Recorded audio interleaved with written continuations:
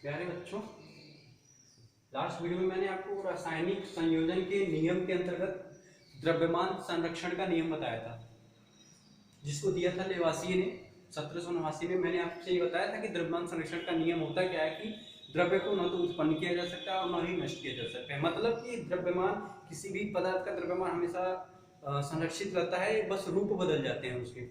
दूसरी चीज, अब आते हैं कि दूसरे नियम पे, स्थिर अनुपात का नियम। इसको दिया था किसने? जोसेफ प्राउस्ट ने। इसका दूसरा नाम है निश्चित संघटन का नियम। अब दोनों नामों पे आप लोग ध्यान दीजिएगा कि किसी भी विज्ञान के किसी भी टॉपिक में या कोई भी परिभाषा है तो जो उसका नाम दिया जाता है तो उसका गुण और उसके कार्य के आधार पे ही उसका नाम रखा जाता है। तो आप अगर नाम को स्पष्ट रूप से समझ गए और उसके लॉजिक को समझ गए तो फिर आपको डिफिनीशन रटने की जरूरत नहीं पड़ेगी। आप नाम से ही स्पष्ट कर दिया करेंगे कि हाँ ये क्या नियम है और कैसा है। बस आपको ध्यान देना होगा कि किसने दिया था।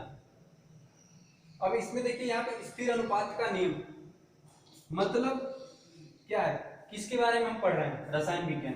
रसायन विज्ञान में किसके बारे में पढ़ रहे हैं? उनके संयोजन के बारे में। संयोजन का मतलब संयोजन कौन करेगा? तत्व करेंगे।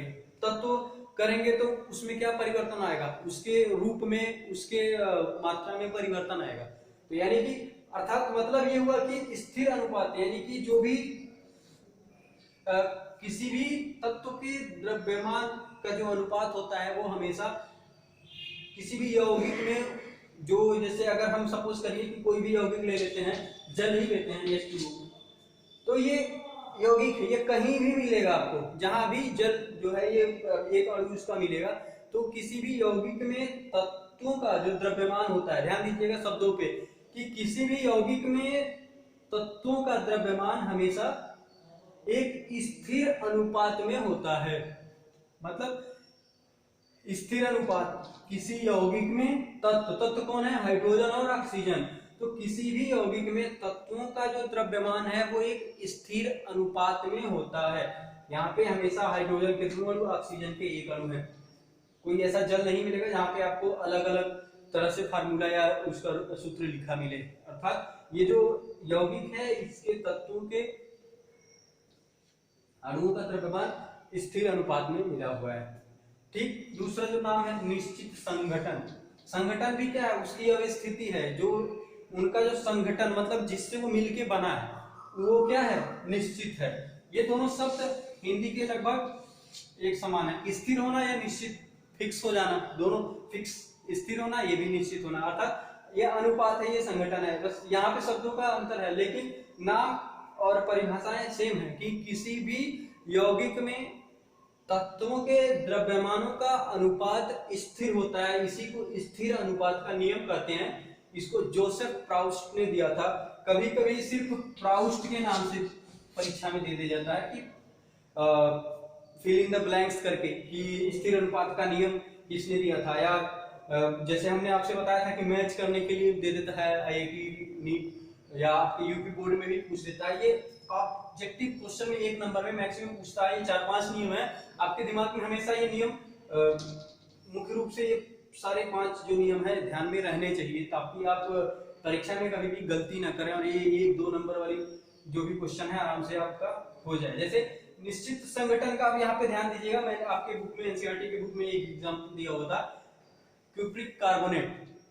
इस क्यूप्रिक कार्बोनेट में जो प्राकृतिक रूप से हमें मिलता है क्यूप्रिक कार्बोनेट, उसमें जो तांबा होता है 51.35% होता है, कार्बन है 9.74, ऑक्सीजन है 38.91% का होता है।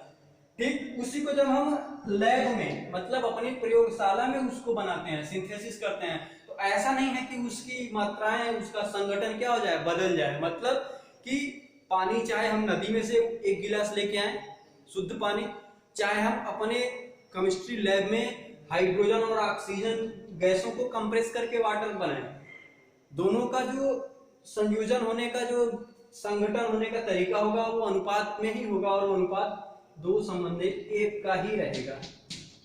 ठीक है। ऐसा नहीं है कि हम कंप्रेस करके लैब में बनाते हैं, प्रयोगशाला में बनाए तो 3 हाइड्रोजन और 1 ऑक्सीजन मिलकर पानी बना रहे, ऐसा संभव नहीं है। हमेशा क्या होगा, एक निश्चित अनुपात में ही कोई भी यौगिक है तो उसके तत्व एक निश्चित अनुपात में ही संयोग करके यौगिक बनाएंगे और उनका अनुपात हमेशा स्थिर होगा, फिक्स होगा, निश्चित, उनका संगठन हमेशा निश्चित होगा। अब यहाँ पे क्यूप्रिक कार्बोनेट है तो प्राकृतिक रूप से संश्लेषण करें या हम अपने लैब में उसको सिंथेसाइज करें तो सब में प्रतिशतता उनकी मात्रा एक समान होगी। इसी को हम स्थिर अनुपात का नियम कहते हैं। ध्यान रखिएगा, स्थिर अनुपात यानी कि रासायनिक अभिक्रिया में किसी भी यौगिक के तत्वों का द्रव्यमान एक स्थिर अनुपात में होता है, इसी को स्थिर अनुपात का नियम कहते हैं या निश्चित संगठन का नियम कहते हैं। इसको जोसेफ प्राउस्ट ने दिया था, कई बार परीक्षाओं में सिर्फ प्राउस्ट या जेएल प्राउस्ट के नाम से भी दे दिया जाता है, तो इसमें आप कंफ्यूज मत होइएगा, इसमें आप फोकस करिएगा प्राउस्ट पे।